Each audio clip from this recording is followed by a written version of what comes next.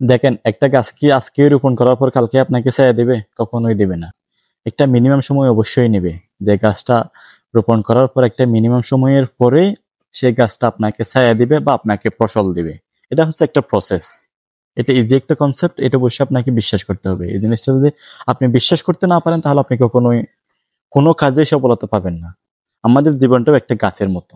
আজকে যদি আপনি একটা গাছ রোপণ করার পর একটা মিনিমাম সময় আপনি গাছের উপর ব্যয় করতে পারেন, তাহলে আপনি আপনার জীবনটার উপর কেন ব্যয় করতে পারবেন না? যে আপনি একটা কাজ শুরু করছেন বা ওই কাজের নির্দিষ্ট একটা সময় পর্যন্ত আপনি কেন ওয়েট করতে পারবেন না? আপনাকে অবশ্যই ওয়েট করতে হবে, আপনাকে অবশ্যই সময়টা দিতে হবে, আপনাকে অবশ্যই ধৈর্য ধারণ করে এটা প্রসেসের মধ্যে যাতে জিনিসটা যায় সে পর্যন্ত ওয়েট করতে হবে। এটা ইজি একটা কনসেপ্ট, এটা অবশ্যই আপনাকে মানতে হবে। আপনি যদি আজকে কাজটা শুরু করে দেন না, কোনো মোটিভেশন, কোনো perfect moment, perfect motivation wait না করে যদি আপনি কাজটা আজকেই শুরু করে দেন, নির্দিষ্ট একটা সময়ের পর অবশ্যই আপনি সেটা সফলতা পাবেন।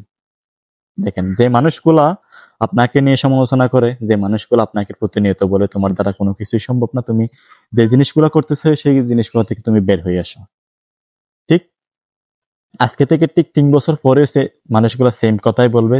তাদের অবস্থানটা ঠিক তাদের অবস্থানটাও ঠিক সেম থাকবে, তাদের কোনো চেঞ্জেস আসবে না। আপনি যদি আজকেই শুরু করেন, তাদের কথাকে মূল্য না দিয়ে, তাদের কথার উপর ভিত্তি না করে যদি আপনি আজকেই নতুন কিছু শুরু করে দেন, নির্দিষ্ট একটা সময়ের পরে আপনি অবশ্যই সেটা সফলতা পাবেন।